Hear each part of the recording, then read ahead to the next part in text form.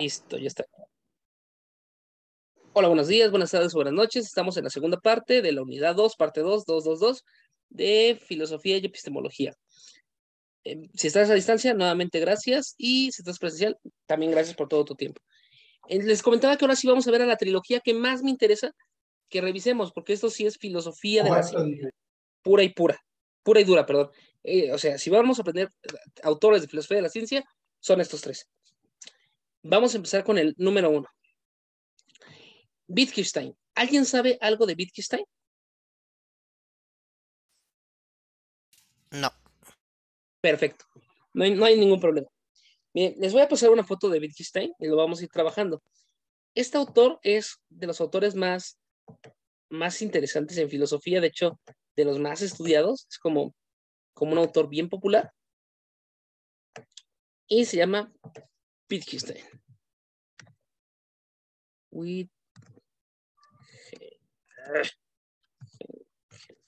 Creo que ahí se me fue una G de más. Sí, ok. Miren, este es Wittgenstein. Se ve como que tenía muchos amigos, ¿no?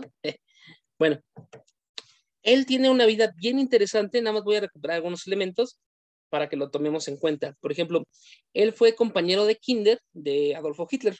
Entonces, iban en la misma escuelita los dos, Hitler y Wittgenstein. ¿Qué otro dato interesante de su vida que tenemos que recuperar? Participó en la Segunda y en la Primera Guerra Mundial. En la Primera Guerra Mundial eran guerras de trincheras. Si ustedes lo recordarán, era cuando se pasaban en hoyos, como meses o, bueno, semanas o meses ahí peleando en hoyos, disparándose unos a otros, hasta que llega el tanque y acaba con todo esto, ¿no? Pero en medio de la trinchera, en medio de los balazos, en medio del gas, mostaza y demás, Wittgenstein va a escribir su mayor obra y mayor contribución a la filosofía, la cual se llama el Tractatus Logicus Philosophicus, el cual es el Tractatus Logicus Philosophicus. Cuando ustedes digan, híjole, es que no tengo tiempo, o híjole, es que, ay, creo que le di como, bueno, aquí está, no lo vamos a comprar ahorita. Híjole, es que no tengo tiempo, o híjole, es que se me está acabando. Nada más recuerden que Wittgenstein escribió en medio de un hoyo en la tierra su mayor obra. Entonces, sí, se puede, ¿no? Sé que es muy, muy pesado, pero se puede. Ahora, ¿qué es lo que va a decir Wittgenstein? Wittgenstein, en esta obra llamada el Tractatus Logicus Philosophicus, va a partir de un elemento muy importante y dice él que va a resolver todos los problemas de la filosofía. Después de su libro Tractatus, él dice que acabó con todos los problemas de la filosofía. Si ya acabó con todos los problemas de la filosofía en su libro, ¿a qué creen que se va a dedicar después?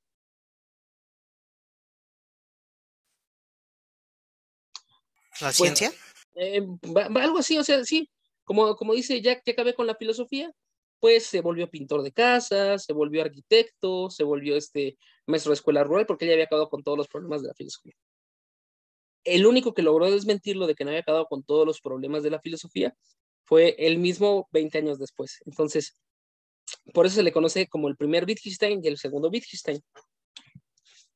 ¿Qué características tiene el primero?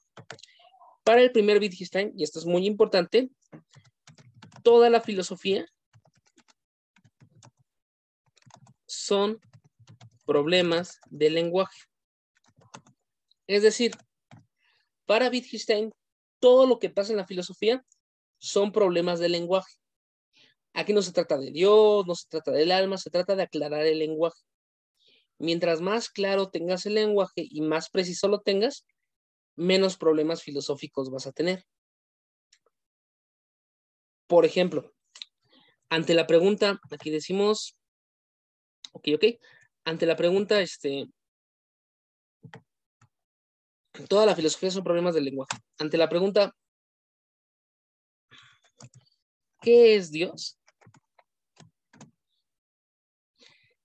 Muy bien, si decimos que todo es un problema del lenguaje, como dice Wittgenstein, como dice Wittgenstein, si te dice que todo es problema del lenguaje, ante la pregunta ¿qué es Dios? ¿Qué podríamos contestar?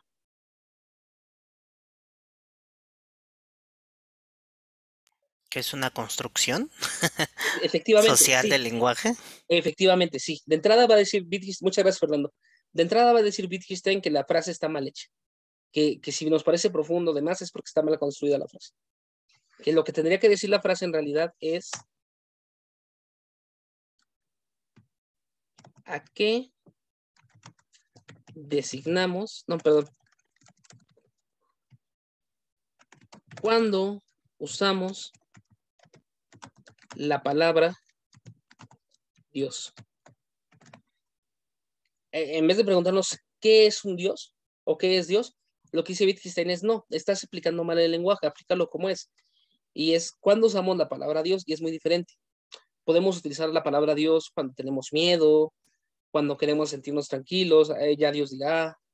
Entonces, Dios es una palabra que nos permite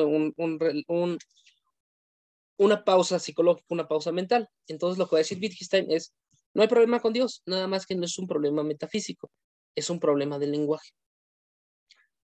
Para más claro, Wittgenstein va a decir que toda la filosofía son problemas del lenguaje y hay que distinguir entre hechos simples, hechos complejos y objetos. ¿Ok? ¿Qué es lo que va a decir Wittgenstein con esto de hechos simples, hechos complejos y objetos? Esto lo pueden revisar ustedes directamente en el Tractatus. Es bastante largo, por lo tanto, yo les sugiero que lo consulten. O si gustan en el canal, hay todo un curso, son 6 meses trabajando Wittgenstein porque lo trabajé en la UNAM en otra materia, pero es demasiado largo, pero también anda por allí si les interesa. Entonces, voy a dibujarlo por acá. Para Wittgenstein, perdón, ¿qué es un hecho simple?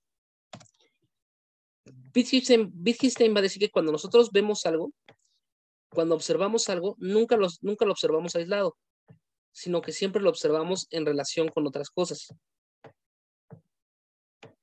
Por ejemplo, aquí tenemos, cada circulito es una persona, ¿no?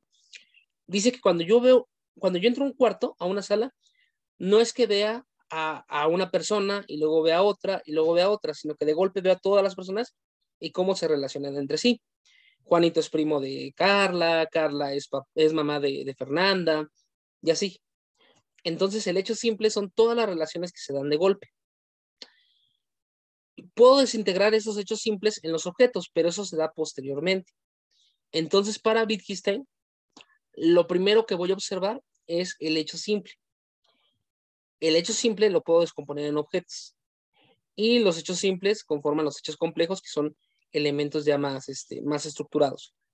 Por ejemplo, para que les quede un poquito más claro, ahorita que me están viendo a mí aquí en la pantalla, me pueden ver a mí, pueden ver que detrás de mí hay un cuadro, un misterioso árbol de Navidad que nunca se va, una impresora, una piñata por allí, pero todo lo ven de golpe.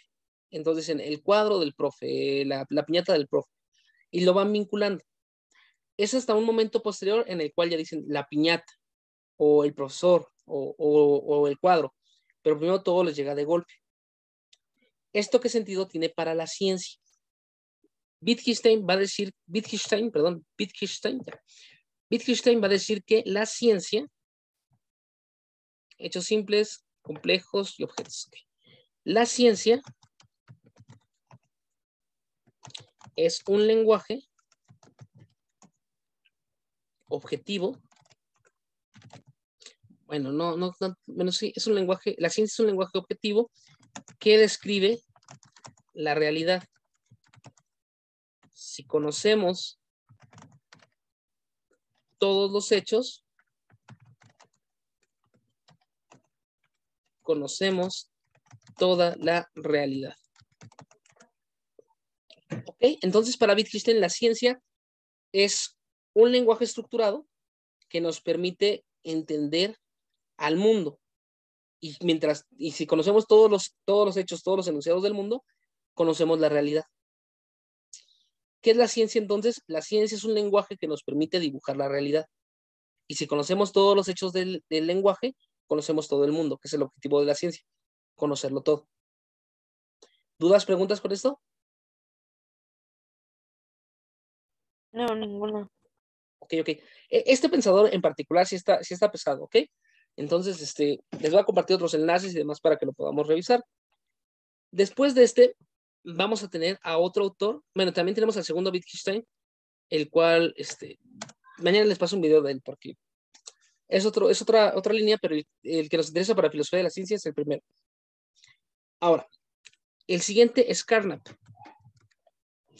Carnap, aparte de ser filósofo, es físico, o sea, él sí tiene doble carrera, es filósofo y es físico. ¿Qué característica tiene Carnap? Carnap va a ser un lector de Wittgenstein, va a ser un lector muy bueno, aunque Wittgenstein dice que no, pero él es un lector muy bueno. Y lo que va a decir Carnap es que la ciencia se divide en proposiciones protocolares, bueno, proposiciones materiales,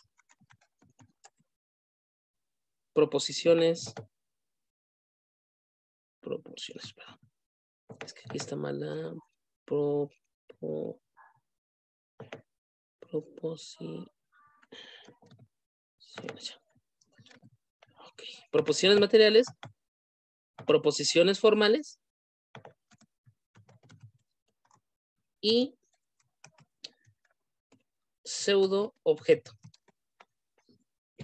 ¿Qué es una proposición material? Para Carnap, el lenguaje se va a dividir en proposiciones formales, proposiciones materiales y proposiciones de pseudo objeto. Las proposiciones materiales son las que yo puedo decir sobre objetos que puedo ver directamente. Por ejemplo, ¿quién me podría tratar de decir una proposición material? Algo que sí puedan observar directamente. El sol. Efectivamente, o sea, el sol es amarillo, por ejemplo, ¿no? O el sol calienta. Son proposiciones materiales porque efectivamente los puedo experimentar directamente teniendo al sol. Esas son las proposiciones materiales. La pared es azul. El azúcar sabe dulce. Son proposiciones materiales. Por otra parte, tenemos las proposiciones formales. Las proposiciones formales son las que no se pueden ver directamente. Las proposiciones formales no se pueden ver directamente. Formales. No se ven directamente, pero se explican con proposiciones materiales. Díganme un objeto que no se pueda ver directamente con los sentidos o que no se pueda percibir directamente con los sentidos, pero que sí lo podemos explicar por medio de otras proposiciones materiales. ¿Se les ocurre? Esto ya está más complejo. Los sentimientos. Por ejemplo, los sentimientos. Lo que puede decir Wittgenstein es, no puedo ver, por ejemplo, el amor. Digo, Carnap va a decir, no puedo ver el amor, pero puedo medir el nivel de serotonina en el cerebro, puedo ver el rubor en las mejillas, y entonces puedo derivarlo de proposiciones materiales. Toda proposición formal se construye de proposiciones materiales. Otro ejemplo, la gravedad. Yo no puedo ver la gravedad, pero la puedo explicar por efectos materiales. Los objetos caen al suelo, la aceleración es continua, la puedo medir con un reloj y demás. Proposición material se puede ver directamente, proposición formal no se puede ver directamente. Esto es con apoyo de los sentidos. Ahora, las proposiciones de pseudoobjeto son errores en los que se trata una proposición material como formal. ¿Ok? ¿A qué nos referimos con esto? Imagínense que ustedes le están contando un cuento a un niñito, a dos niñitos, ¿no? Se lo están contando para que se duerma. Y de repente un niño grita y le dice a su papá, ya le espantaste el sueño a tu hermano. De la frase, ya le espantaste el sueño a tu hermano, es una frase de ese objeto. ¿Por qué? Porque el sueño es algo que no puedo observar directamente, es un estado psíquico, es un estado biológico. Pero cuando yo digo, ya le espantaste el sueño, lo estoy tratando como una persona. Entonces el niño puede decir, le espanté el sueño, ¿y a dónde se fue? Y de a dónde se fue surge el pequeño dios del sueño. Entonces, para Carnap, los dioses, la magia, todo esto, surge por errores del lenguaje. La forma de poder mejorar la ciencia y mejorar el pensamiento es quitar los errores del lenguaje. Por tanto, la ciencia para Carnap,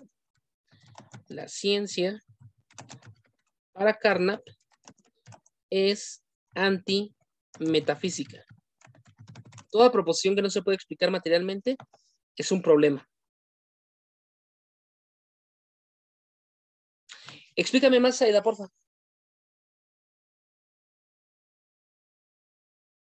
Es que estaban en unos términos de la filosofía de la ciencia hacia el siglo XX y habla respecto a la correspondencia o la adecuación de, por ejemplo, el sol, que el sol lo vemos todo mundo o todos.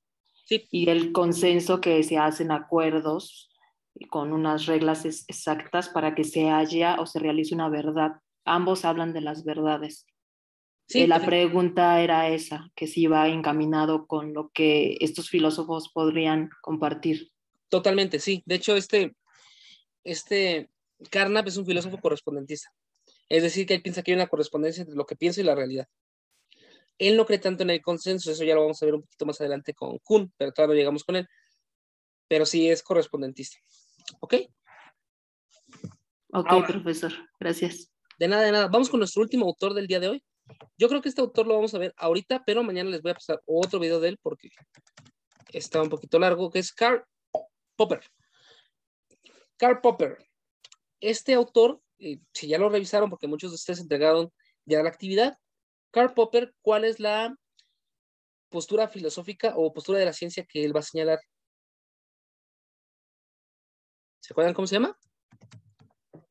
¿Realismo? No. Es falsacionismo. ¿Va?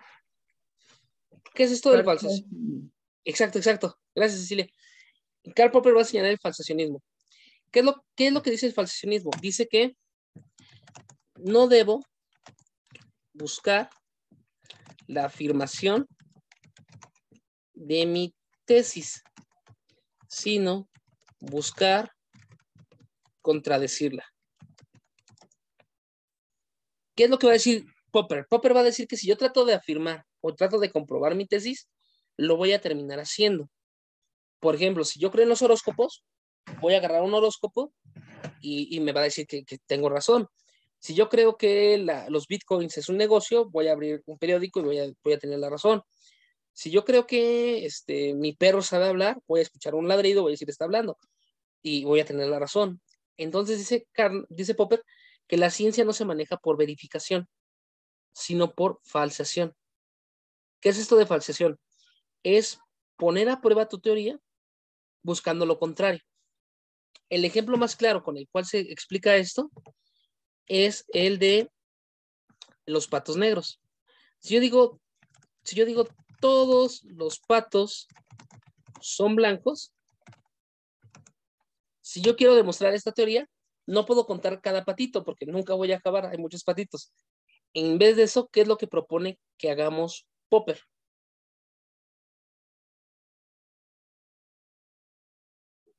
Si no es buscar el patito blanco, ¿qué es lo que vamos a hacer? Buscar a los que no son blancos. Efectivamente, Alma, lo que va a decir Popper es, si tú quieres decir todos los patos son blancos, no busques a los patos blancos. Hazte la pregunta, ¿existe un pato que no sea blanco? Y te pones a buscarlo. Mientras no encuentres ese pato, tu teoría es válida. Entonces, por ejemplo, si yo digo los horóscopos funcionan, no voy a buscar la confirmación por medio de un horóscopo que funcione. ¿Qué tendría que buscar?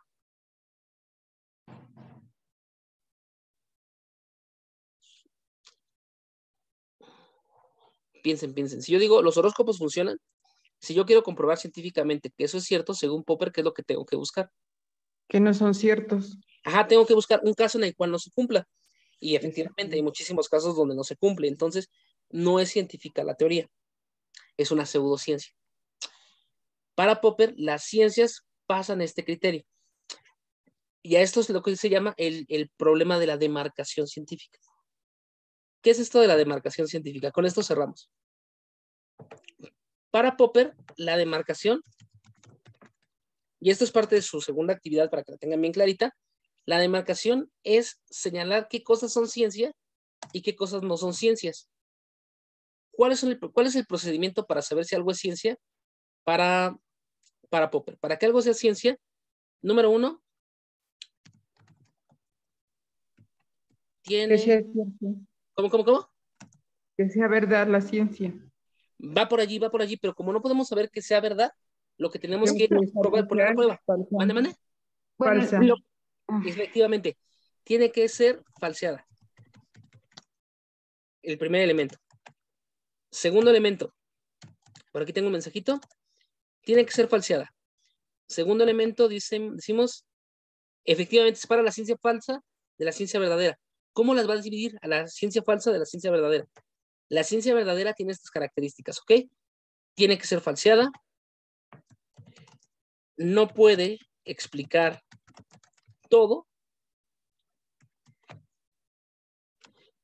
Y número 3, no puede guiarse por principio de autoridad. Vamos a ver la física de Einstein, ya ahí está en el material para que lo puedan agarrar de ejemplo, o de Bohr. Vamos a ver, la física de Einstein puede ser falseada. ¿Saben si existió algún experimento para demostrar que la teoría de la relatividad era falsa?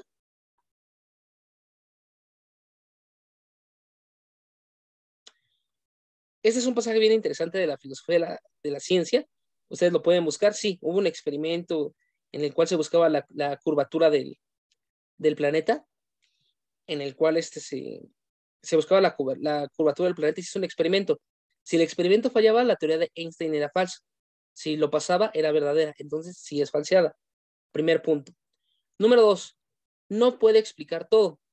Necesariamente, para que una teoría sea científica, tiene que explicar ciertos fenómenos y no explicar otros. Por ejemplo, si yo digo que las leyes de la gravedad explican el comportamiento de la caída de los objetos, no pueden explicar el comportamiento contrario. No puede explicar uno y lo otro, tiene que quedarse con uno. Y número 3, no puede guiarse por hechos como lo dijo Newton o lo dijo Einstein, y ya por eso es verdadero. Tiene que guiarse por estos 3 principios.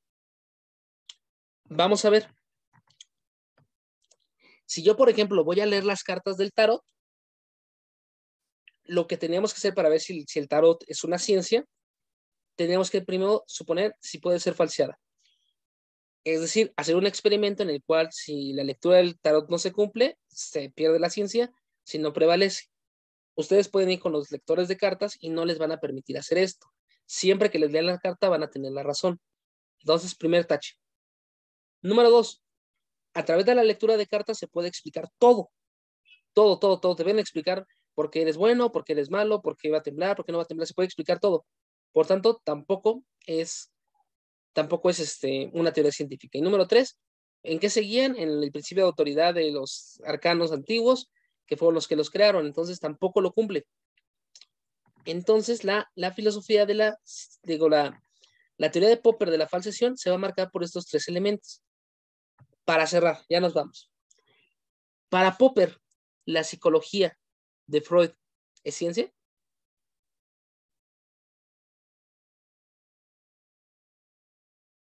Piénsenlo.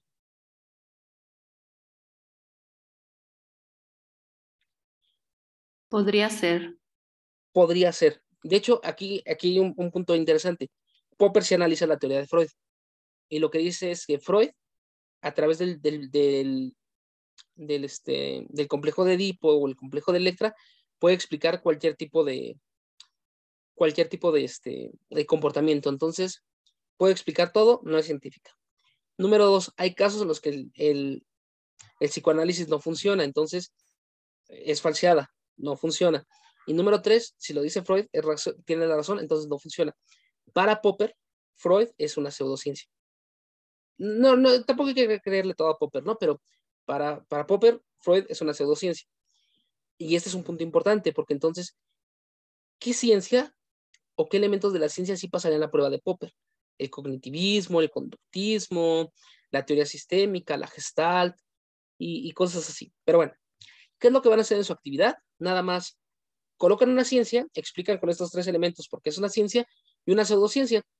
Y con eso vamos trabajando. Al ratito mañana les termino de mandar los autores, pero ya con esto ya tienen suficiente para hacer su actividad. ¿Dudas, preguntas? No, ninguno. Ok. Bueno, cualquier cosa ando por aquí. Cuídense mucho y... Gracias, profesor. Maestra, Dime. a mí no me llegó su correo de la clase de hoy, tuve que pedirlo por el WhatsApp que tenemos. Ok, déjame revisar qué es lo que pasó. Y discúlpame. No, gracias, maestro. No, gracias Bueno, a ti. a los compañeros que también nos mandaron los links, gracias. Gracias, perdón. No sé qué haya pasado. Ok. Profesor, ¿nos tenemos que anotar en el chat forzosamente o no es necesario? Es lo que estoy viendo, es una conducta curiosa. Muchas gracias a los que están anotando. No se preocupen. Yo tomo aquí captura de pantalla y ya tengo todos sus nombres. Ya los voy acomodando. Pero si están apuntando, sin ningún problema. De todas maneras, aquí ya tengo mi captura de pantalla ya con todos ustedes. Ok, gracias. Gracias, maestro. Que descanse. Bye. Voy a Buenas dejar de noches, trabajar. descanse, gracias. Bye. Hasta luego, Descanse, chicos. profe, gracias. Gracias a ustedes. Tengan buena noche. Mande.